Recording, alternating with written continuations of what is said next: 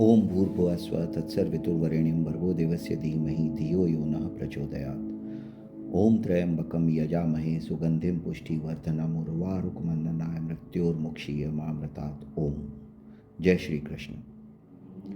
मैं डॉक्टर योगेंद्र वासुदेव आर्य श्रीमद् भगवत गीता की एक ऑडियो प्रस्तुति के साथ आपके समक्ष।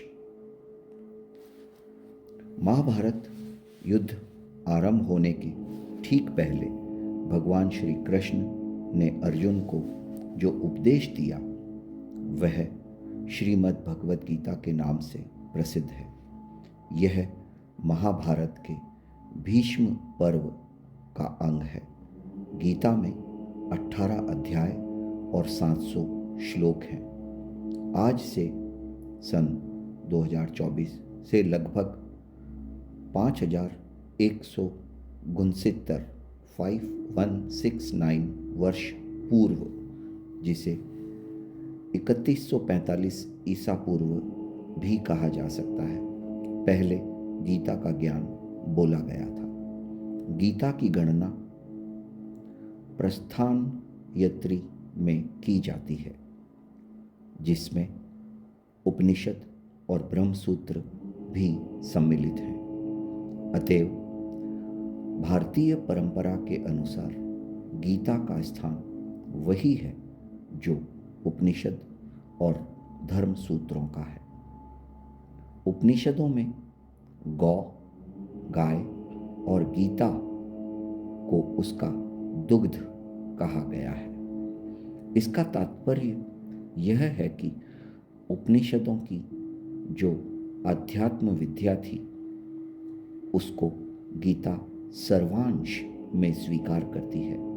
उपनिषदों की अनेक विधाएं गीता में हैं, जैसे संसार के स्वरूप के संबंध में अश्वत्थ विद्या, अनादि अजन्मा ब्रह्म के विषय में अव्यय पुरुष विद्या, परा प्रकृति या जीव के विषय में अक्षर पुरुष विद्या और अपरा प्रकृति या भौतिक जगत के विषय में क्षर पुरुष विद्या। इस प्रकार वेदों के ब्रह्मवाद और उपनिषदों के आध्यात्म, इन दोनों की विशिष्ट सामग्री गीता में सन्विशिष्ट है, सम्मिलित है। उसे ही पुष्पिका के शब्दों में ब्रह्म विद्या कहा गया है। महाभारत के युद्ध के समय जब अर्जुन युद्ध करने से मना करते हैं, तब श्री कृष्ण उन्हें उपदेश देते हैं और कर्म व धर्म के सच्चे ज्ञान से अवगत करवाते हैं। श्री कृष्ण के इन्हीं उपदेशों को भगवत गीता नामक ग्रंथ में संकलित किया गया है। श्रीमद् भगवत गीता के बारे में मूल जानकारी। धर्म सनातन धर्म, लेखक वेद व्यास, भाषा संस्कृत, अवधि पहली सहस्त्राब्दी ईसा पूर्व, अध्याय 18, कुल श्लोक 700। हिंदू शास्त्र और ग्रंथ, जिसमें श्रुति, स्मृति और संबंधित हिंदू ग्रंथों के बारे में भी हम जानकारी प्राप्त करेंगे। गीता के 18 अध्यायों में वर्णित विषयों की भी क्रम प्राप्त संगति यहीं हम सुन पाएंगे। प्रथम अध्याय, जय श्री कृष्ण। प्रथम अध्याय का नाम अर्जुन विषाद योग है। वह गीता के उपदेश का विलक्षण रंगमंच प्रस्तुत करता है, जिसमें श्रोता और वक्ता दोनों ही कुतूहल शांति के लिए नहीं, वरन जीवन की प्रगाढ़ समस्या के समाधान के लिए प्रवृत्त होते हैं। शौर्य और धैर्य, साहस और बल, इन चारों गुणों की प्रभूत मात्रा में अर्जुन का व्यक्तित्व बना था। और इन चारों के ऊपर दो गुण और थे, एक क्षमा, दूसरी प्रज्ञा। बल प्रधान क्षात्र धर्म से प्राप्त होने वाली स्थिति में पहुंचकर सहसा अर्जुन के चित्त पर एक दूसरे ही प्रकार के मनोभाव का आक्रमण हुआ। कार्पण्य का एक विचित्र प्रकार की करुणा उसके मन में भर गई और उसका क्षात्र स्वभाव, क्षत्रिय स्वभाव लुप्त हो गया। जिस कर्तव्य के लिए वह कटिबद्ध हुआ था उससे वह विमुख हो गया। ऊपर से देखने पर तो इस स्थिति के पक्ष में उसके तर्क धर्मयुक्त जान पड़ते हैं, किंतु उसने स्वयं ही उसे कार्पण्य दोष कहा है और यही माना है कि मन की इस कायरता के कारण उसका जन्म सिद्ध स्वभाव उपहत या नष्ट हो गया था। वह निर्णय नहीं कर पा रहा था कि युद्ध करे या वैराग्य ले ले, क्या करे क्या ना करे, कुछ समझ नहीं आता था। इस मनोभाव की चरम स्थिति में पहुंचकर उसे धनुष बाण एक और डाल दिया।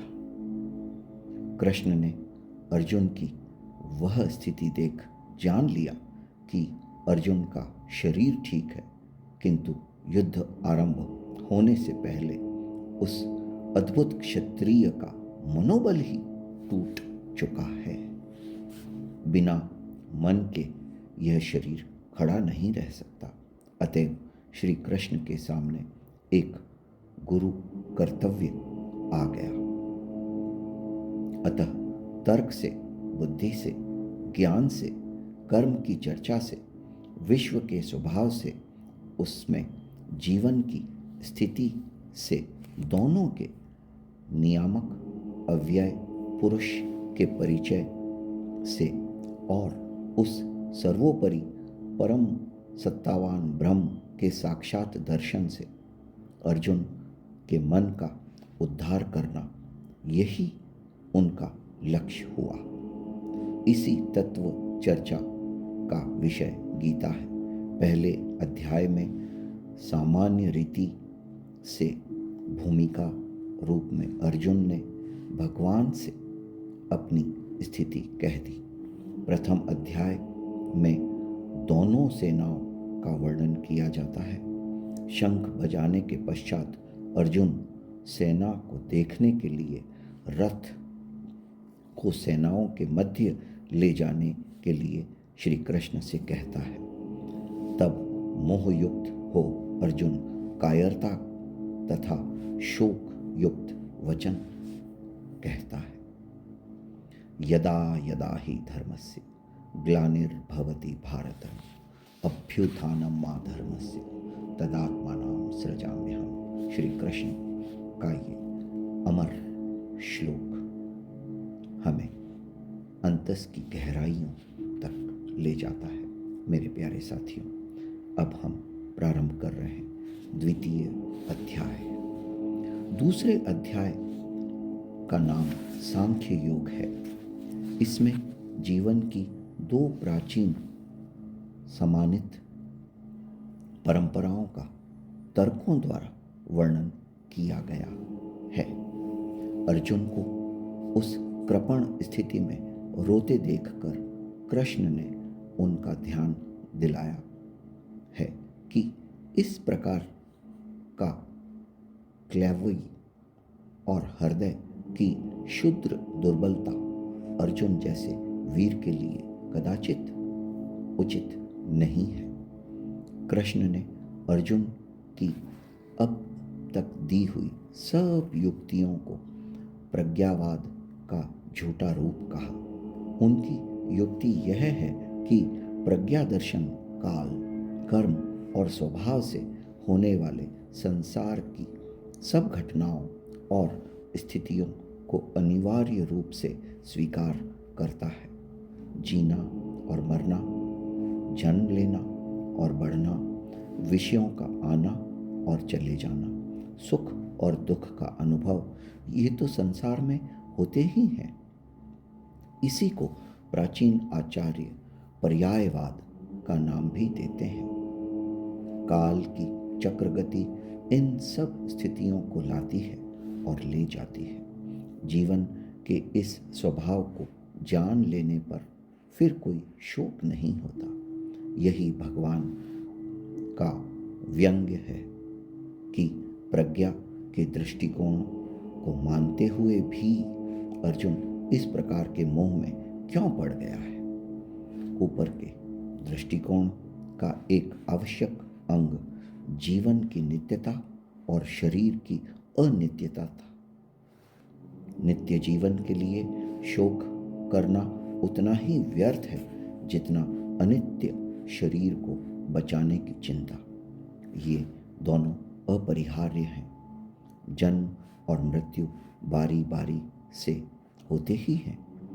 ऐसा समझकर शोक करना उचित नहीं है। फिर एक दूसरा दृष्टिकोण स्वधर्म का भी है। जन्म से ही प्रकृति ने सबके लिए एक धर्म नियत कर दिया है। उसमें जीवन का मर्म, इच्छाओं की परिधि, कर्म की शक्ति, सभी कुछ आ जाता है। इससे निकलकर नहीं भागा जा सकता।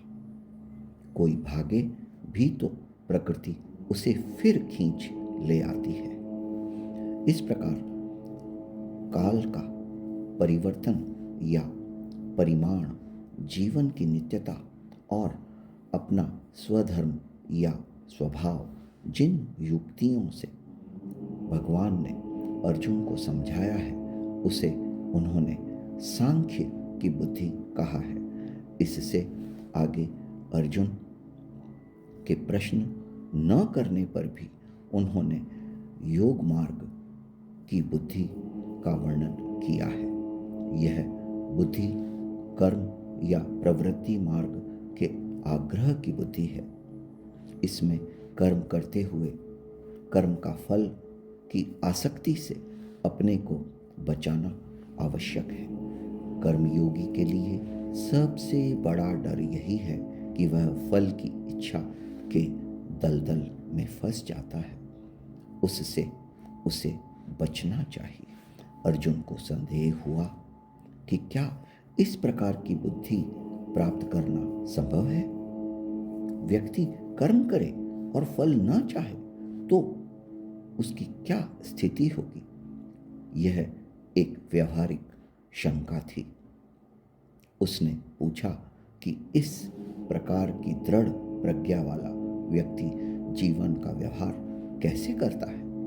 आना जाना, खाना पीना, कर्म करना, उनमें लिप्त होकर भी निर्लेप कैसे रहा जा सकता है। कृष्ण ने कितने ही प्रकार की ब्रह्म इंद्रियों की अपेक्षा मन के संयम की व्याख्या की है।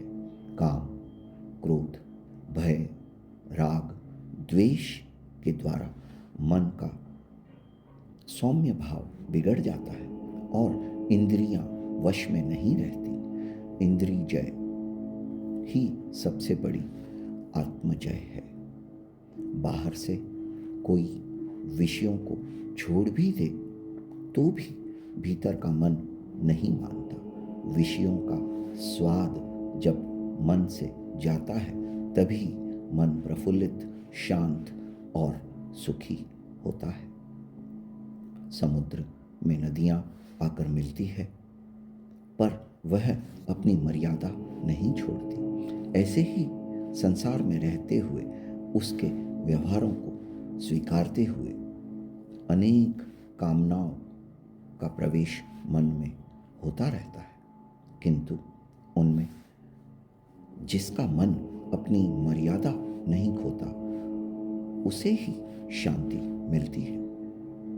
इसी प्राचीन अध्यात्म परिभाषा में गीता की ब्रह्म स्थिति कहा गया है।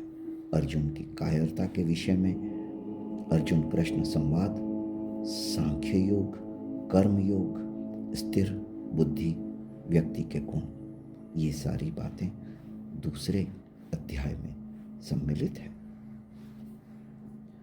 ओम त्र्यंबकम यजामहे सुगंधिम पुष्टिवर्धनम उर्वारुकम धनाय मृत्युर्मुक्षीयमामृतात्। हो तीसरा अध्याय। मैं डॉक्टर योगेंद्र वासुदेव आर्य आपके सामने गीता का तीसरे अध्याय का सार संक्षेप लेकर उपस्थित हूँ।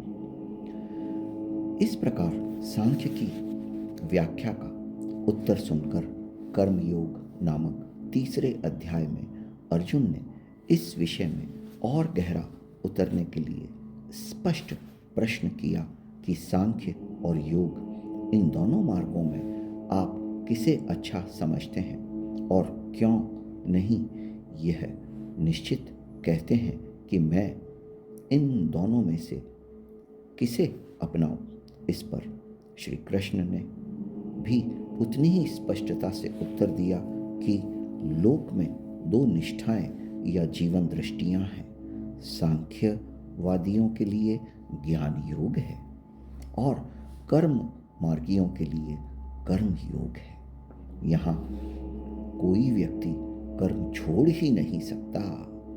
प्रकृति तीनों गुणों के प्रभाव से व्यक्ति को कर्म करने के लिए बाध्य करती है। कर्म से बचने वाला के प्रति एक बड़ी शंका है, वह यह कि वे ऊपर से तो कर्म छोड़ बैठते हैं पर मन ही मन उसमें डूबे रहते हैं। यह स्थिति असह्य है और इसे कृष्ण ने गीता में मिथ्याचार कहा है। मन में कर्मेंद्रियों को रोककर कर्म करना ही सरल मानवीय मार्ग है। कृष्ण ने चुनौती के रूप में यहाँ तक कह दिया कि कर्म के बिना तो खाने के लिए अन्न भी नहीं मिल सकता। फिर कृष्ण ने कर्म के विधान को चक्र के रूप में उपस्थित किया। न केवल सामाजिक धरातल पर भिन्न व्यक्तियों के कर्म चक्र अरों की तरह आपस में पिरोए हुए हैं, बल्कि पृथ्वी के मनुष्य और स्वर्ग के देवता दोनों का संबंध भी कर्म चक्र पर ही आश्रित है। प्रत्यक्ष है कि यहाँ मनुष्य कर्म करते हैं, कृषि करते हैं और देवी शक्तियाँ वृष्टि का जल भेजती है। अन्न और पर्जन्य दोनों कर्म से उत्पन्न होते हैं।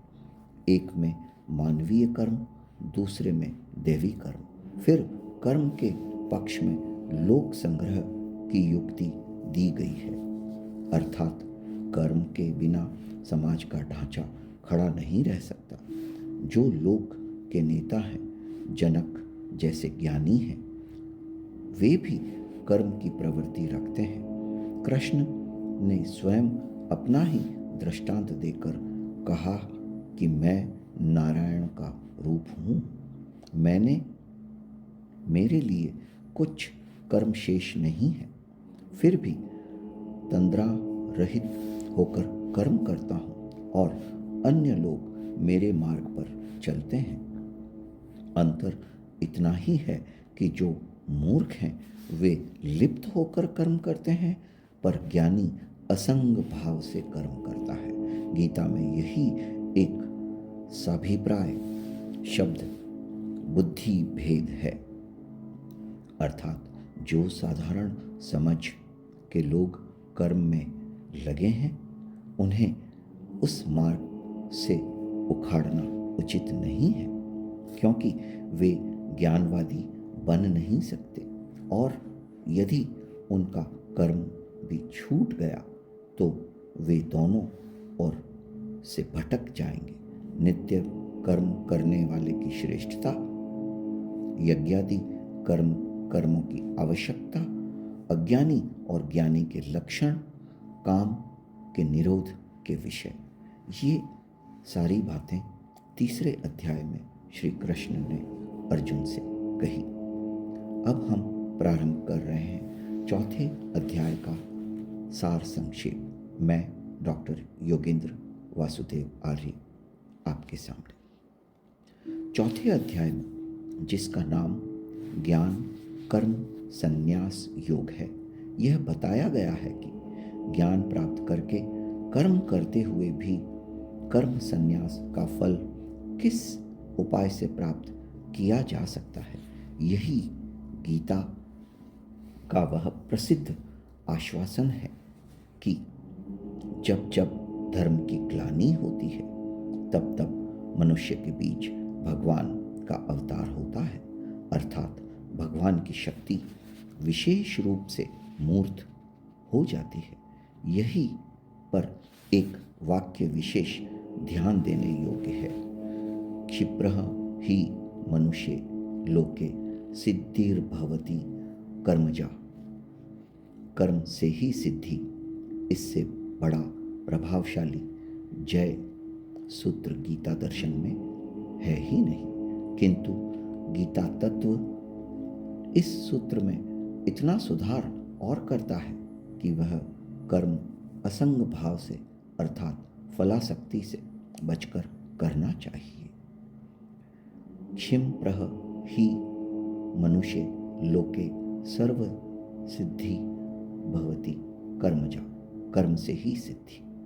भगवान बताते हैं कि सबसे पहले मैंने यह ज्ञान भगवान सूर्य को दिया था। सूर्य के पश्चात गुरु परंपरा द्वारा आगे बढ़ा, किंतु अब यह लुप्त प्राय हो गया है। अब वही ज्ञान मैं तुम्हें बताने जा रहा हूँ। अर्जुन कहते हैं कि आपका तो जन्म हाल ही में हुआ है, तो आपने यह सूर्य से कैसे कहा? तब श्री कृष्ण ने कहा कि तेरे और मेरे अनेक जन्म हुए हैं अर्जुन, लेकिन तुम्हें याद नहीं, पर मुझे याद है। यदा यदा हि धर्मस्य ग्लानिर्भवति भारत, अभ्युत्थानम् अधर्मस्य तदात्मनां सृजाम्यहम्। परित्राणाय साधूनां विनाशाय च दुष्कृतां धर्म संस्थापनार्थाय संभवामि युगे युगे। श्री कृष्ण कहते हैं कि जब जब धर्म की हानि और अधर्म की वृद्धि होती है तब तब मैं अपने स्वरूप की रचना करता हूँ। साधुओं की रक्षा के लिए, दुष्कर्मियों का विनाश करने के लिए, धर्म की स्थापना के लिए मैं युग युग में मानव के रूप में अवतार लेता हूँ। चौथे अध्याय में कर्म, अकर्म और विकर्म का वर्णन है। यज्ञों के स्वरूप का वर्णन है। ज्ञान यज्ञ का भी विस्तार से वर्णन है। अब हम प्रारंभ कर रहे हैं 5वां अध्याय का सार संक्षेप। 5वें अध्याय कर्म संन्यास योग नामक में भी फिर यही युक्तियां और दृढ़ रूप में कही गई है। इसमें कर्म के साथ जो मन का संबंध है उसके संस्कार पर या उसे विशुद्ध करने पर विशेष बल दिया गया है। यह भी कहा गया है कि ऊंचे धरातल पर पहुंचकर सांख्य और योग में कोई भेद नहीं रह जाता। किसी एक मार्ग पर ठीक प्रकार से चलें तो समान फल प्राप्त होता है। जीवन के कितने कर्म हैं, सबको समर्पण कर देने से व्यक्ति एकदम शांति के ध्रुव बिंदु पर पहुंच जाता है और जल में खिले कमल के समान कर्म रूपी जल से लिप्त नहीं होता। जीवन में जितने कर्म हैं सबको समर्पण कर देने से व्यक्ति एकदम शांति के ध्रुव बिंदु पर पहुंच जाता है और जल में खिले कमल के समान कर्म रूपी जल से लिप्त नहीं होता है। भगवान श्री कृष्ण इस अध्याय में कर्म योग और साधु पुरुष का वर्णन करते हैं तथा बताते हैं कि मैं सृष्टि के हर जीव में समान रूप से रहता हूँ, अतः प्राणी को समदर्शी होना चाहिए। ज्ञानी महापुरुष विद्या विनय युक्त ब्राह्मण में और चांडाल में तथा गाय हाथी एवं कुत्ते में भी समरूप परमात्मा को देखने वाले होते हैं। छठा अध्याय का सार संक्षेप। छठा अध्याय आत्म संयम योग है, जिसका विषय नाम से ही प्रकट है। जितने विषय हैं उन सबसे इंद्रियों का संयम यही कर्म और ज्ञान का निचोड़ है। सुख में और दुख में मन की समान स्थिति, इसे ही योग कहा गया है। आत्म संयम योग, छठा अध्याय। अब हम 7वें अध्याय का सार संक्षेप। मैं डॉक्टर योगेंद्र वासुदेव आर्य श्रीमद् भगवद गीता के साथ उपस्थित हूँ। 7वें अध्याय की संज्ञा ज्ञान विज्ञान योग है। ये प्राचीन भारतीय दर्शन की 2 परिभाषाएं हैं। उनमें भी विज्ञान शब्द वैदिक दृष्टि से बहुत ही महत्वपूर्ण था। सृष्टि के नानात्व का ज्ञान विज्ञान है और नानात्व से एकत्व की ओर प्रगति ज्ञान है। ये दोनों दृष्टियां मानव के लिए उचित है।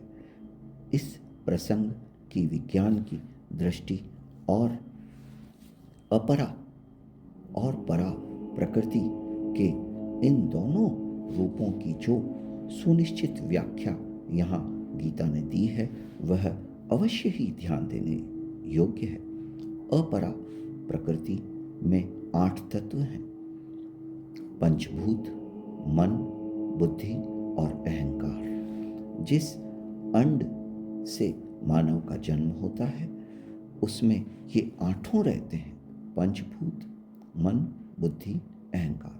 किंतु यह प्राकृत सर्ग है, अर्थात यह जड़ है। इसमें ईश्वर की चेष्टा के संपर्क से जो चेतना आती है उसे परा प्रकृति कहते हैं। वही जीव है। 8 तत्वों से मिलकर जीवन नवा तत्व हो जाता है। इस अध्याय में भगवान श्री कृष्ण के अनेकों रूपों का उल्लेख किया गया है, जिनका और विस्तार विभूति योग नामक 10वें अध्याय में आता है। यही विशेष भगवती दृष्टि का भी उल्लेख है, जिसका सूत्र वासुदेव सर्वमिति, सब वसु या शरीरों में एक ही देवत्व है, उसी की संज्ञा विष्णु है। किंतु लोक में अपनी अपनी रुचि के अनुसार अनेकों नामों और रूपों में उसी एक देव तत्व की उपासना की जाती है। वे सब ठीक हैं, किंतु अच्छा यही है कि बुद्धिमान मनुष्य उस ब्रह्म तत्व को पहचानने जो आध्यात्म विद्या का सर्वोच्च शिखर है। पंच तत्व मन बुद्धि भी मैं ही संसार की उत्पत्ति करता हूँ और विनाश भी करता हूँ। मेरे भक्त चाहे जिस प्रकार भजें, परंतु अंततः मुझे ही प्राप्त होते हैं।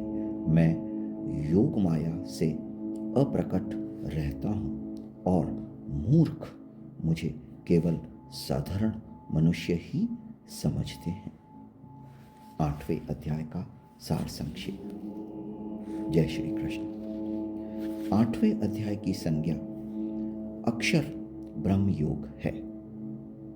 उपनिषदों में अक्षर विद्या का विस्तार हुआ। गीता में उस अक्षर विद्या का सार कह दिया गया है। अक्षर ब्रह्म परम अर्थात पर ब्रह्म की संज्ञा अक्षर है। मनुष्य अर्थात जीव और शरीर की संयुक्त रचना का नाम ही आध्यात्म है। मनुष्य अर्थात जीव और शरीर की संयुक्त रचना का नाम ही आध्यात्म है।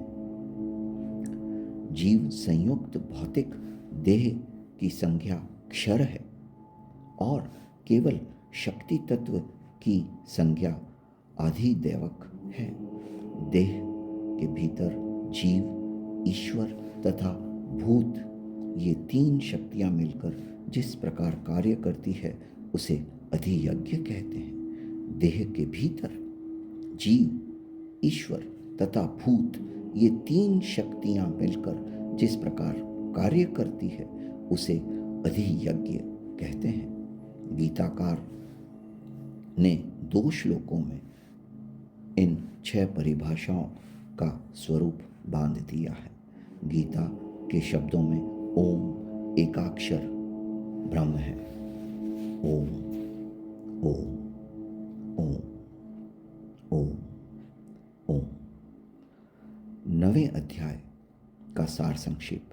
9वें अध्याय को राजगुह्य योग कहा गया है। राजगुह्य योग अर्थात यह आध्यात्म विद्या राज्ञी है और यह गुह्य ज्ञान सबसे श्रेष्ठ है। राजा शब्द का एक अर्थ मन भी था, अतएव मन की दिव्य शक्तियों को किस प्रकार ब्रह्ममय बनाया जाए, इसकी युक्ति ही राजविद्या है। मन की दिव्य शक्तियों को किस प्रकार ब्रह्ममय बनाया जाए, इसकी युक्ति ही राजविद्या है। इस क्षेत्र में ब्रह्म तत्व का निरूपण ही प्रधान है। उसी से व्यक्त जगत का बारंबार निर्माण होता है। वेद का समस्त कर्मकांड, यज्ञ, अमृत और मृत्यु, संत और असंत और जितने भी देवी देवता हैं, सबका पर्यवसान ब्रह्म में है। लोकों में जो अनेक प्रकार की देव पूजा प्रचलित है, वह भी अपने अपने स्थान पर ठीक है। समन्वय की यह दृष्टि भागवत आचार्यों को मान थी। वस्तुतः यह उनकी बड़ी शक्ति थी। इसी दृष्टिकोण का विचार या व्याख्या 10वें अध्याय में पाई जाती है। 9वें अध्याय को राजगुह्य योग कहा गया है। ओम ओम ओम ओम ओम। अब हम 10वें अध्याय का सार संक्षेप समझने जा रहे हैं। 10वें अध्याय का नाम विभूति योग है। विभूति योग, इसका सार यह है कि लोक में जितने देवता हैं, सब एक ही भगवान की विभूतियां हैं। मनुष्य के समस्त गुण और अवगुण भगवान की शक्ति के रूप हैं। बुद्धि से इन छुटभइये देवताओं की व्याख्या चाहे न हो सके, किंतु लोक में तो वह है ही।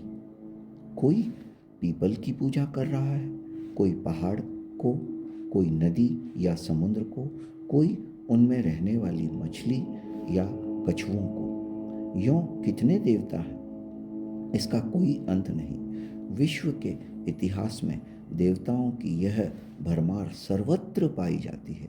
भागवतों में इनकी सत्ता को स्वीकारते हुए सबको विष्णु का रूप मानकर समन्वय की एक नई दृष्टि प्रदान की। इसी का नाम विभूति योग है।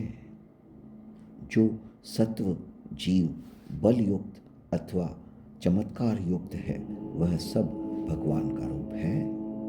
इतना मान लेने से चित्त निर्विरोध स्थिति में पहुंच जाता है।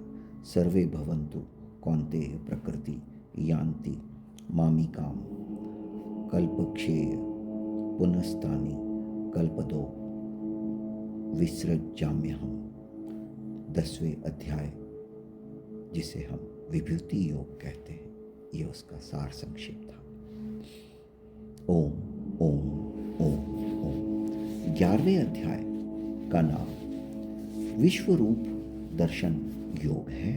विश्व रूप दर्शन योग, जिसमें अर्जुन ने भगवान का विश्व रूप देखा। विराट रूप का अर्थ है मानवीय धरातल और परिधि के ऊपर जो अनंत विश्व का प्राणवंत रचना विधान है, उसका साक्षात दर्शन। विष्णु का जो चतुर्भुज रूप है, वह मानवीय धरातल पर सौम्य रूप है। तो 11वें अध्याय में, जिसका नाम विश्व रूप दर्शन है, अर्जुन भगवान श्री कृष्ण का विश्व रूप देखते हैं। 12वें अध्याय में मैं डॉक्टर योगेंद्र वासुदेव आर्य आपके साथ श्रीमद् भगवत गीता 12वें अध्याय का नाम भक्ति योग है, जो जानने योग्य है, जिसको जानकर मनुष्य परमानंद को प्राप्त हो जाता है, अर्थात वो परमात्मा ही सत्य है। भक्ति योग, परमात्मा ही सत्य है। 13वें अध्याय में एक सीधा विषय क्षेत्र और क्षेत्रज्ञ का विचार है। यह शरीर क्षेत्र है, जिसका जानने वाला जीवात्मा क्षेत्रज्ञ है। तो 13वां अध्याय क्षेत्रज्ञ का विचार है। यह शरीर क्षेत्र है और शरीर को जानने वाला जीवात्मा क्षेत्रज्ञ है। 14वें अध्याय का नाम गुणत्रय विभाग योग है। गुणत्रय विभाग योग, यह विषय समस्त वैदिक, दार्शनिक और पौराणिक तत्व चिंतन का निचोड़ है। सत्व, रज, तम नामक 3 गुण त्रिकों की अनेक व्याख्याएं हैं। गुणों की साम्यावस्था का नाम प्रधान या प्रकृति है। गुणों के वैषम्य से ही वैकृत सृष्टि का जन्म होता है। अकेला सत्व शांत स्वभाव से निर्मल प्रकाश की तरह स्थित रहता है। अकेला तम भी जड़त्व निश्चेष्ट रहता है, किंतु दोनों के बीच छुपा हुआ रजोगुण उन्हें चेष्टा के धरातल पर खींच लाता है। गति तत्व का नाम ही रजस है। इसे एक बार पुनः समझते हैं। गुणों के वैषम्य से ही वैकृत सृष्टि का जन्म होता है।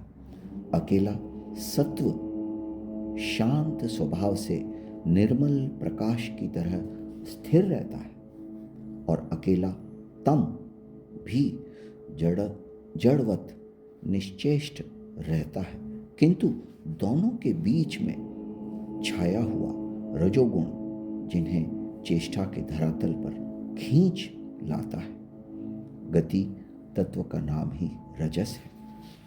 अब हम 15वें अध्याय पुरुषोत्तम योग के बारे में सार संक्षेप जानकारी प्राप्त करेंगे। पुरुषोत्तम योग 15वां अध्याय, इसमें विश्व का अश्वस्थ के रूप में वर्णन किया गया है। यह अश्वत्थ रूपी संसार महान विस्तार वाला है। देश और काल में इसका कोई अंत नहीं, किंतु उसका जो मूल या केंद्र है, जिसे ऊर्ध्व कहते हैं, वह ब्रह्म ही है। और वह परम तेज जो विश्व रूपी अश्वत्थ को जन्म देता है, सूर्य और चंद्र के रूप में प्रकट है। दूसरी ओर वही एक एक चैतन्य केंद्र में या प्राणी शरीर में आया हुआ है। जैसे गीता में स्पष्ट कहा है, अहम विश्वानरो भूत्वा प्राणिनाम देह मिश्रितः। वैश्वानर या प्राणीमयी चेतना से बढ़कर और दूसरा रहस्य नहीं है। नर या पुरुष तीन है: क्षर, अक्षर, अव्यय। क्षर, अक्षर, अव्यय। पंचभूतों का नाम क्षर है, प्राण का नाम अक्षर है और मनस्तत्व या चेतना की संज्ञा अव्यय है। इन्हीं तीन नरों की एकत्र स्थिति से मानवीय चेतना का जन्म होता है। उसे ही ऋषियों ने वैश्वानर अग्नि कहा है। यह 15वां अध्याय पुरुषोत्तम योग है, जिसमें विश्व का अश्वत्थ के रूप में वर्णन किया गया है। मैं डॉक्टर योगेंद्र वासुदेव आर्य 16वें अध्याय के सार संक्षेप में आपका हृदय, मन, वचन, कर्म से स्वागत करता हूँ। 16वें अध्याय में देवसुरा संपत्ति का विभाग बताया गया है। आरंभ से ही ऋग्वेद में सृष्टि की कल्पना देवी और असुरी शक्तियों के रूप में की गई है। यह सृष्टि के द्विविरुद्ध रूप की कल्पना है, एक अच्छा और दूसरा बुरा, एक प्रकाश में, दूसरा अंधकार में, एक अमृत, दूसरा मर्त्य, एक सत्य, दूसरा अनृत। 17वां अध्याय की संज्ञा श्रद्धात्रय विभाग योग है। इसका संबंध सत्व, रज और तम इन तीन गुणों से ही है, अर्थात जिसमें जिस गुण का प्रादुर्भाव होता है उसकी श्रद्धा या जीवन की निष्ठा वैसी ही बन जाती है।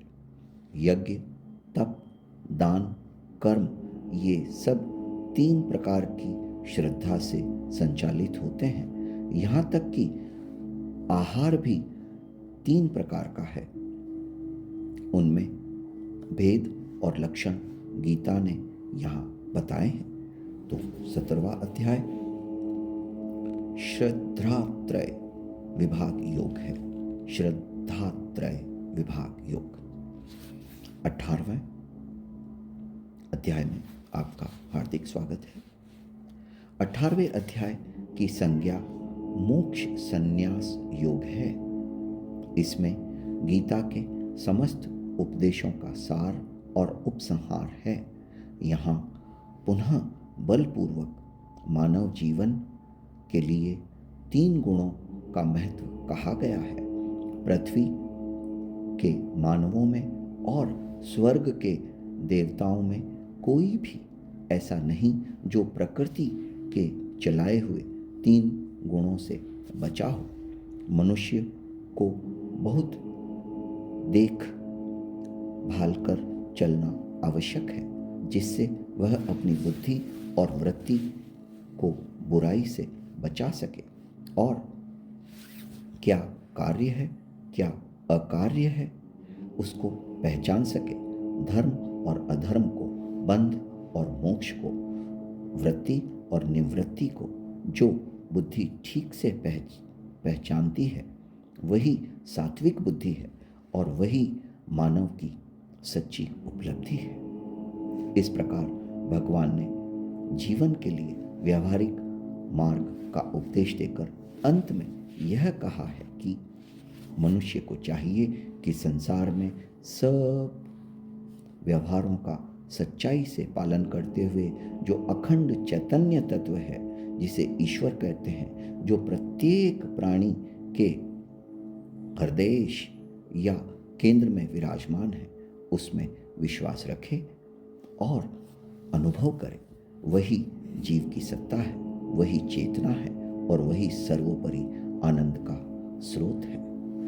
बहुत बहुत धन्यवाद। मैं डॉक्टर योगेंद्र वासुदेव आर्य आपका श्रीमद् भगवत गीता सुनने, समझने और अस्तित्व में लाने के लिए बहुत बहुत हृदय से आभारी हूँ। धन्यवाद।